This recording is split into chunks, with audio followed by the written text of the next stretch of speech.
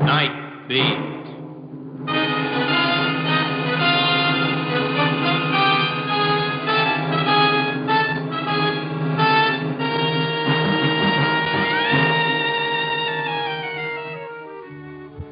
Hi, this is Randy Stone. I cover the night beat for the Chicago Star. Stories start in many different ways. This one began with a bloody brawl in the darkness of an alley and ended in the glare of a fight arena with the winner and still champion, Old Kid Death.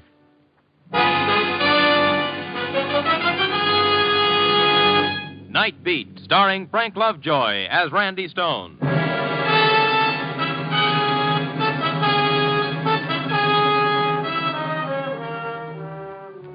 All that people need to make them happy, said Juvenal, are bread and circuses. And up to a point, I suppose the old Roman cynic was right. The promoter of the Metropolitan Arena probably never heard of Juvenal, but he would have agreed with him 100%.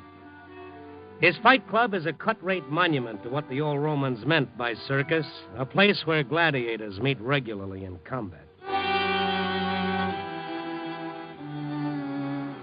Its marquee flashed in the gathering twilight as I cruised past and crossed Madison and went up Clark, taking my time, for the night was young and the waking nightlife of the jukebox taverns might offer an incident for a story.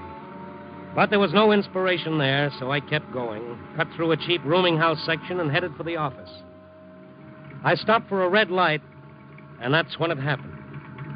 A burst of footsteps pounded up from behind, and a man, his shirt blood-spattered, his head bleeding, jerked open the door and filed in beside me. Get going.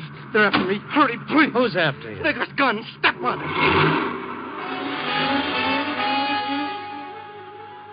I ran the light, noting several figures in my rearview mirror as they stopped running and turned toward a car at the curb. I made several turns as my passenger kept looking back. And finally, satisfied that we'd lost them, he leaned back, took out a handkerchief, and wiped the blood from his face. Lost him. He was a stocky, heavy-shouldered guy, rather good-looking in a rugged sort of way. The ridges over his eyes were thick with old scar tissue, and there was a dent in his nose. The ear facing me seemed in good enough condition, but the mark of his profession was on him unmistakably. Oh, thanks, pal. Thanks an awful lot. Dirty rat. There was more than just one of them. I counted 3. There were 5. I took care of the other 2. The rat, I mean, is the one who hired him to do the job. Who? Marty Bannon. Bannon? Yeah. Someone else must have tipped him off where I was staying. This the same Marty Bannon who was up before the grand jury last month in that gambling investigation? You must read the papers. Oh, more than that. I covered the story. A reporter? I'm Randy Stone, the Chicago Star. I'm Gunnar Evans. Yeah, I know. I saw your name on the marquee at the Metropolitan. You're fighting Pete Madigan tonight. That's right. You've seen me fight before, huh? Oh, yeah, but not lately. Not since you started your comeback. Last time I saw you was over 5 years ago when you nearly lifted the crown from the middleweight champ. See, which way you going? Well, right now we're heading to the hospital. What? Oh, look, you've got to get to a doctor. Not Your head that. I'm okay. You look it. It's just a scratch. Don't let a little blood scare you. All right. Oh, there's a cop there by that street lamp. No, Tell keep him going. Please, I haven't got time. What's that? Look, Mr. Stone, I appreciate you helping me, but if I go to the cops now, they might hold me while they're investigating. I'll lose $2,000. Your purse tonight? More than just that. It's dough I put up to guarantee my appearance. Every dime I could scrape up. Look, I better get out. I'll drive you to the arena. So, thanks, but I'm going home first. Got to pick up my manager. I'll drive you there. I'm in no hurry. Gee, thanks. I appreciate it. Keep straight ahead. I'll tell you when to turn. Good.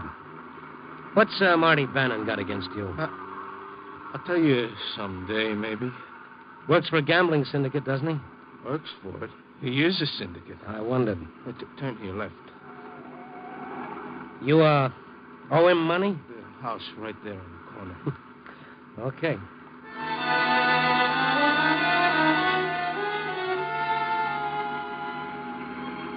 The apartment house where Gunnar Evans lived was probably a very classy joint around 1910. I wondered what had happened to those fat purses he'd collected when he was one of the 5 ranking middleweights in the world. What had happened that he'd had to return to the ring to be a living punching bag for youngsters like Pete Madigan. Well, thanks again. What's the matter? What's wrong? Nothing. Just a little dizzy, I guess. Now, wait a minute. Come on, now, no fooling. You got to see a doctor. I tell you, I'm okay. I'll be all right. Well, you better let me go up with you. Stone, I appreciate all you've done, but you don't have to worry. Okay, but you can't fight tonight. Not with that gash in your head. Heck, I can't. Dan will fix it up. You just keep your mouth shut. Dan? My manager, Dan Morgan. It's above the hairline. They'll never notice. You coming to the fight? You bet, and I'm going upstairs with you now, too. I'm telling and you. I'm telling you. Now, let's go. So we went up to his apartment together. He leaned against the doorbell like he was tired. When the door opened, he nearly fell in. Gunner! She was a little blonde with a baby face and eyes that were rhapsodies in blue. She shrunk back as he reached out to steady himself as though she didn't want him to touch her. And somehow the music in those big blue eyes vanished. What happened? Nothing much.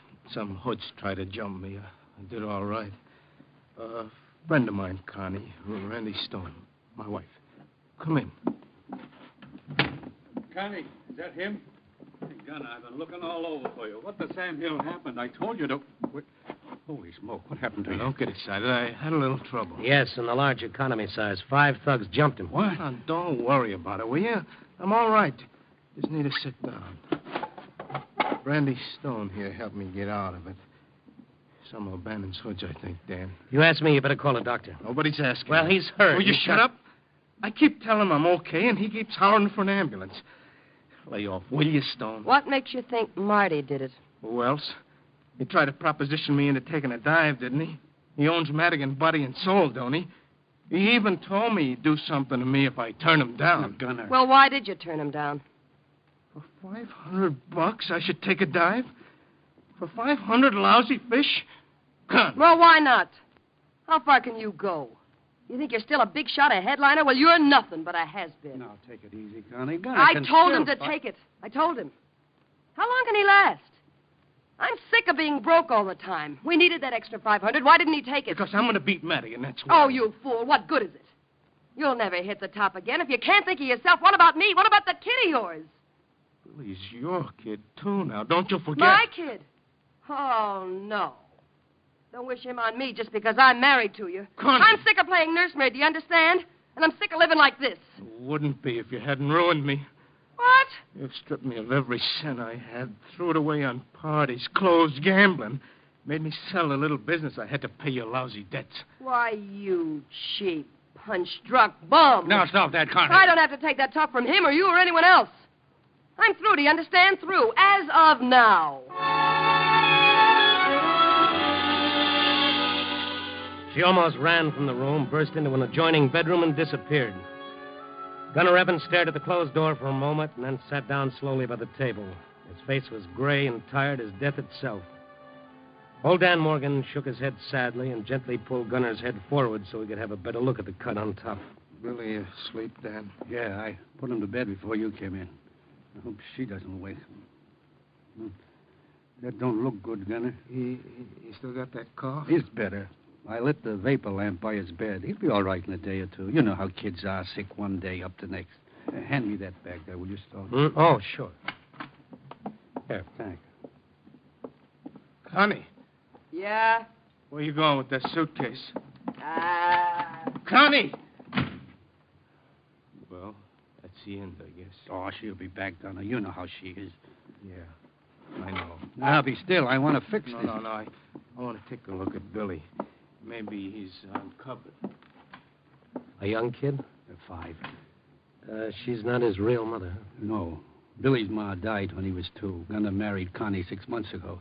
Thought the boy needed a mother. Some mother. She hates the little fella. It's a shame. Well, Aggie and me, we never had any children ourselves, but if we ever had, I'd want him to be like Gunner's boy. What a kid. Smart. I don't get it. How can any woman, even a gold-digging little witch like Connie, not want him? Still sleeping, huh? Yeah. I'll have to see if I can get one of the neighbors to stay with him while we're gone. Now, sit down. I'll get my bag. What about it, Dan? Don't you think this is a job for a doctor? That Will you keep out of this? Gunner, I was going to tell you, maybe you shouldn't fight tonight. Dan, for the love of Mike, don't you let me down, too. Every cent I got is tied up in that forfeit. $2,000. Well, I don't like the looks of it, but... Okay. You don't think you've lost too much blood? Nuts. Get to work. Time's running out. We gotta be at the arena pretty soon. Yeah, very well. Hold still now. This stuff is gonna sting. Go on. I only wish I knew who tipped Bannon off where I was staying. Hey, Stone, a piece of cotton. There. Oh. Here. You didn't mention it to anyone, did you, Dan? Of course not. Skin clips, a little jar of alcohol. Oh, this? Yeah. You mean you moved out of here and you were living in a rented room? He was only there the last 2 days. We were afraid something like this would happen if they knew where to find him. Somebody must have tipped them off. They ain't bloodhounds. Must have been a fluke. Somebody must have seen you around there. Collodion, round bottle. Yeah. Why would Marty Bannon go to all that trouble to keep you from fighting tonight? The odds are 5 to 1 on Madigan, aren't they? Maybe they are, chum, but Bannon don't bet on anything that isn't a sure thing. Thought he could buy me for a lousy $500. Well, he was wrong. Easy. I'm almost through. I figured it was safer to claim I run out and divide my $2,000 forfeit money with that dumb punk of his. Oh, for Pete's sake, what about the police, the boxing commission? I opened my yap and they start an investigation. Cancel a fight. And who's hurt? Bannon? Nah. What can I prove? I need that dough, Randy. I need it bad. I watched the savage gash in Gunner Evans' head close up and vanish under the magic touch of Dan Morgan's fingers. When he finally combed the hair over it and put away his tools, I was almost convinced that my concern had been overdone. Dan's fighter looked as good as new. Now, you go into that bedroom and get a half-hour's rest, Gunner. Try to sleep. But I gotta find a sitter. Forget it. I'll call my wife. Aggie will be glad to come over. Oh, that'd be swell. I'd sure appreciate it, Dan. She'd be tickled to do it. You know how crazy she is over Billy. Yeah. As a matter of fact, why not leave him with us until you get straightened out? I'll think about it. Billy can always find a home with Aggie and me, Gunner. I only wish I had him for keeps. Not a chance. You better get some sleep while you can. You need it. Yeah. I'm going. Oh, thanks, Stone. Thanks a million. I went down into the street, got into my car. I lit a cigarette thinking of what was to come and hating it. Gunner didn't have a chance. The odds were all against him to start with. But now Marty Bannon and his thugs had guaranteed it. The more I thought about it, the sicker and angrier I got. I knew Marty's address from the last time the police had visited him. Maybe he ought to know he wasn't having himself a private party with Gunner. Maybe he ought to know that if he got too rough, I might just invite the 800,000 star subscribers. So I started up and headed northwest. Maybe I could put a scare into this mug.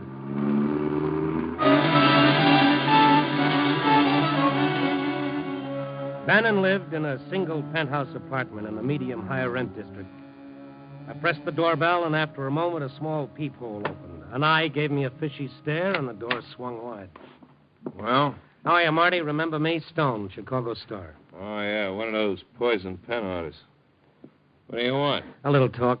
About what? About Gunner Evans. Come in. All right, spill it. What's in your mind? Who is it, doll baby? Shut up. Well, I like that. I only asked a simple... You. Gunner's wife stood in the foyer entrance. Like Bannon, she was in evening clothes, wearing a gown that showed everything but good taste. When I saw her, I knew who had tipped Bannon off where Gunner had been hiding, and who had sent those goons on a murder trail. It was Connie herself.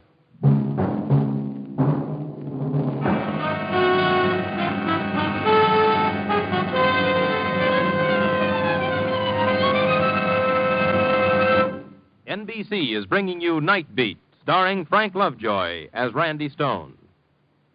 Little-known episodes from the exciting annals of American history are presented in colorful, dramatic, factual manner on the Cavalcade of America, which returns over most of these NBC stations on Tuesday, August 29th. That's Cavalcade of America, returning Tuesday, August 29th.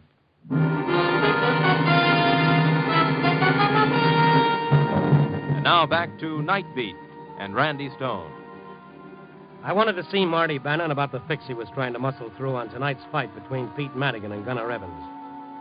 But when I saw Connie, Gunner's wife, in Marty's apartment, I knew my words would be as useless as rain on Lake Michigan. It was she who'd betrayed her own husband and told Bannon where his thugs could find him. Her big blue eyes widened when she saw me and then hardened into chips of ice. You get around, don't you, Stone? Yeah, but it'd be tough trying to keep up with you, baby. Connie, I told you to stay back. What are you worrying about, Bannon? Gunner Evans is bound to find out sooner or later, probably sooner. Who cares? I'm through with that dumb ape, and he might as well know it now as any time. Look, Dollface, I got enough to worry about without having a punchy mad dog on my trail. Too many big deals coming up. What's the matter, Bannon? You don't think he's got enough against you already? He can't prove a thing. You value your health, you'll forget you were here tonight. I thought you were smarter than that. The guy who fools around another man's wife is like a rented tuxedo. He never knows who's going to spill something on him. Be sure it ain't you. Now get out. Well, maybe I had done some good. I didn't know. At least he'd know now that somebody else knew what was going on. He'd drop the rough stuff, the fight would go on, and if he tried anything afterwards, it would be dangerous. I went back down to the lobby, walked out into the street. A taxi had pulled up to the curb, and the passenger was paying off the hacky. As I turned and stepped out onto the sidewalk, he turned around, and a cold chill hit me. It was Gunner Evans. Stone, what are you doing here? Well, I bet myself that you'd win tonight, and I came here to make sure I'd have a chance to win the bet. You won't, so forget it. Why not? Why did you come here? Go home, Stone. One side. No, wait a minute. What are you seeing Bannon for? Get out of my way. You're supposed to be taking a nap and resting up. Why'd you come here? Take the $500. What else? Why? After what Bannon's done to you, after what you said, why? Why? Got to think and lying there. What was I gaining being so big and noble? Nothing. Absolutely nothing. Your self-respect? You can starve on self-respect. Look out. You can see your kid go hungry, your marriage go in the rocks. I got nothing to gain and everything to lose. So I'll take the $500. What does it matter? I'm washed up. I might as well face it. But you can quit clean. You don't have to wind up crooked. You can get a job, do something else. What? The only thing I ever done except fight is drive a truck, and I can't do that now. Why not? Because I'm half blind, you fool. You're what? Oh, I can see you well enough for anybody else who's close up. You don't have to see like an eagle when you're throwing leather. But I can't pass no truck driving test. Well, I didn't know. Really, a little bit. I didn't know. Nobody knows, not even Dan. You don't fight over 400 fights without losing something. With some guys, it's their brains. With others, their hearing or the teeth or the kidneys. With me, it's my eyes. Yeah, and my teeth, too. And the way things have been going, my brains, for all I know. All right. Now, come on back home, kid. You don't need Bannon's dough. It smells. No, but I need my wife. If I can find her and tell her I took Bannon's offer, well, she might come back. Get out of the elevator door. Move. I'm not breaking up my marriage for any $500. Bannon's on the 14th floor, ain't he? Yeah, the 14th floor. Wait. You coming along for the ride? You're making a bad mistake, Gunner, going to Bannon's. It's the worst thing you could do. Now, come on. Don't preach, Stone. I'm sick of it. I made up my mind. Sure, I know it's the end of the trail. So what? I never hit the championship, Gravy, and even when you do, it ends up like this lots of times. No dough, no eyes, no brains. You still got brains enough to lick this thing, Gunner, believe me. Where's the button? Well, Stone, it's different when you're young. The promises sound good.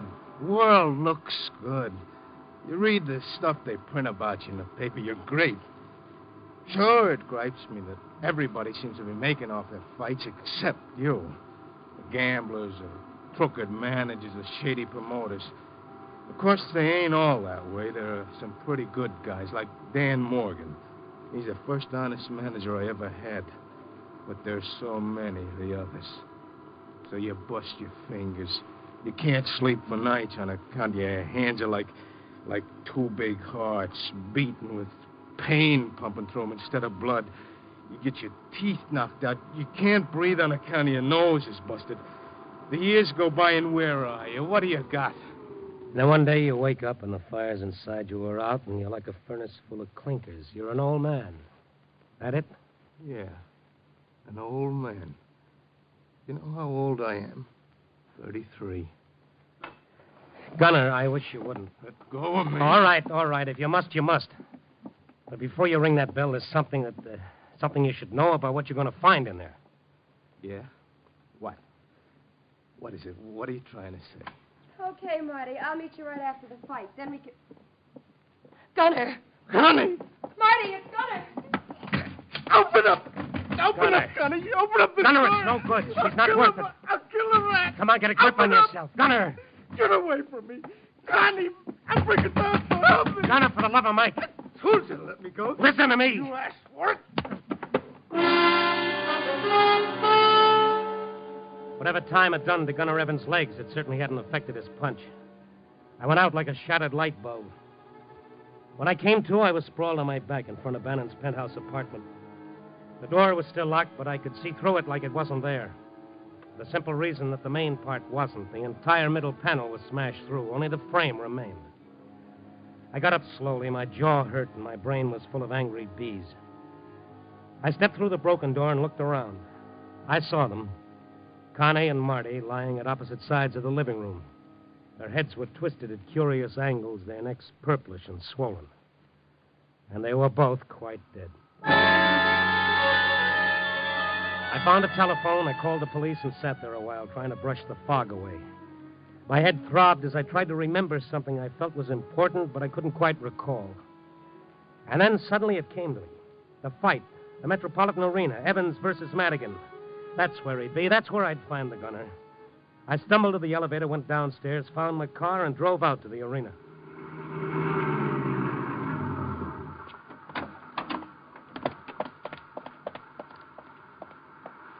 Hi, is Gunner Evans here? Is he here? He's fighting tonight. Don't you see the signs? Yeah. You're just in time for the main go, mister. Ringside? I got one on the aisle, row 5. Here's my press card. Say, what's going on anyway, you know? Meaning what? I mean, him coming in just a little while before the semifinal was over. His manager and the promoter was tearing their hair. You say the main go's about to start? Well, for round 1 rang 30 seconds ago. You're covering the fight, better get on in.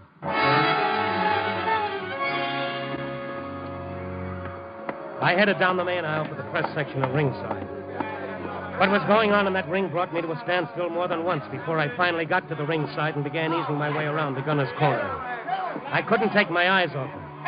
The gunner was tearing into Pete Madigan with a slashing fury that brought the crowd to its feet and kept it there. This fight wasn't going to last any 10 rounds. I could see the gunner's manager, Dan Moran, standing at the ring apron, pounding it with his fist. Cross him! Let him have it! How are you, Dan? Stone. He's terrific. I don't know. Mort, Sid! Jab him now! Jab him! That's a boy! What do you mean you don't know? I've been trying to get him to box, but he won't. Look at him. He's fighting Madigan's fight. He can't last. His legs won't take it, not for 10 rounds. Something's the matter with him. Yeah, something's the matter, all right. And he finally showed up. He looked funny, acted funny. Something's happened. I don't know what. Hook him! Hook him! He's wide open! Turn up, baby! Watch it! Watch it! That's the ticket. Jab him, Dizzy! All right, boys. Get that stool in there fast. Okay, Dan. Take his mouthpiece out. My gosh, he shouldn't be breathing like that after only 1 round. Dan, I want to tell you something. Gunner's in trouble. He's terrible trouble. Any minute the police... Listen to him. Something's the matter with him. Look, Randy, do me a favor. Go back to Gunner's dressing room and have a look at Billy. Who? Billy. Gunner's little boy. I put him to bed there. What is he doing here? I thought your wife... Yeah, but Gunner showed up there just before he came here and took Billy with him. Why? Maybe he's afraid Bannon's hoods might break in the house and take it out on Billy. I don't know. Now, go on, will you? Okay. I gave one of the boys a buck to keep an eye on him. Make sure he's okay. All right, don't worry. I went back down the ramp into the dressing room. Billy was sleeping on the rubbing table between several training gloves, big as pillows to keep him from rolling off. Dan had covered him with an old bathrobe and pillowed his curly head with some folded towels. Cute little fella, ain't he? It's a wonder he's been able to sleep through all this noise. Yeah, but I guess he was just real wore out. Yeah, I reckon he was. Mm-hmm. There's the buzzer for round 2. Yeah, well, I'll go up and have a look. Okay, mister. I walked up the ramp, down the aisle toward the press section. Round 2 was a facsimile, it seemed, of round 1. How many rounds could a man go at this pace? He was pressing Madigan every second, a slashing, ripping attack. Like a madman, I kept thinking. Like a bulb that flares more brightly than it ever has before the instant before it goes out. Gunner Evans was fighting the greatest fight of his career and the last fight of his career. And then he was down. Gunner Evans was down. Bank! Bank! He wasn't even hurt. He takes a dive. It certainly seemed that way. Gunner lay sprawled on the canvas like a puppet whose strings had been cut. He didn't stir as the referee's voice came through the pandemonium. 7, 8, 9, 10, and out!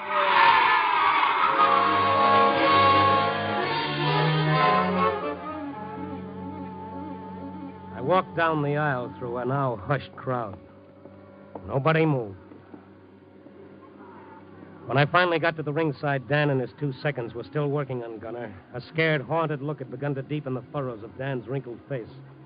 Presently, the commissioned doctor climbed into the ring and knelt beside the fallen fighter. After a while, he looked up, pointing to the patched-up wound on Gunner's head. It had oozed some blood, but now it had stopped. This man was hurt before the fight. Yeah, he cut his head. I told him he shouldn't fight, but he insisted on going on. In heaven's name, why? He had a $2,000 forfeit posted. $2,000. How bad is it, Doc? His skull was fractured before he entered the ring. You mean that... He's dead.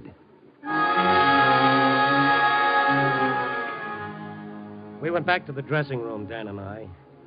I tried to tell him what had happened at Bannon's apartment, but he didn't seem to hear. He shuffled along, his head bowed, his eyes red. We stared at the sleeping child, and I asked Dan, Gunner have any relatives? I don't know. None that I know of. No. Gunner didn't have any kin. You mean Billy's alone? Alone? Of course not. He's not alone. Billy's got me and Aggie, ain't he? Well, then you better take him before the police get here. Here. Take him home with you. Yeah, poor little fella.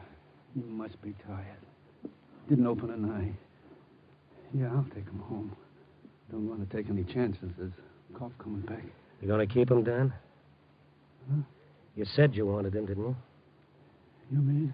Gunner would have wanted you to have him. Billy. He's yours, Dan. For keeps. Your son.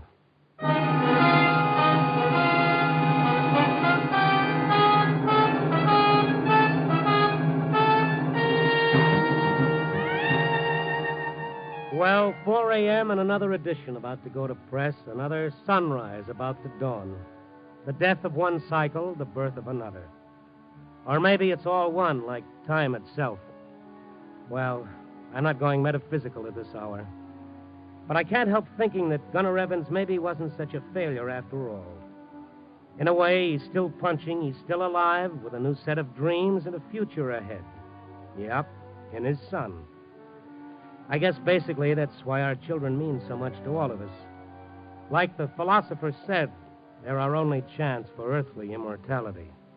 I'll have to get married one of these days. Copy, boy.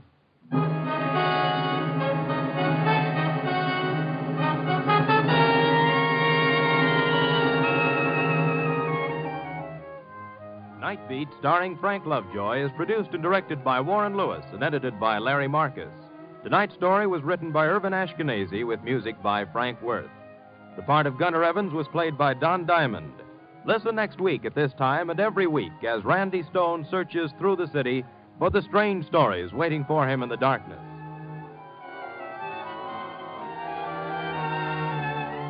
Night Beat came to you from Hollywood. Programs get your programs here. Wednesday evening brings you other great adventure mystery programs on this NBC station. Be sure to hear The Falcon, Mr. District Attorney, Richard Diamond starring Dick Powell, and Dangerous Assignment with Brian Donlevy. That's Wednesday night for more stellar action-filled programs. Be sure to listen. 3 chimes mean good times on NBC.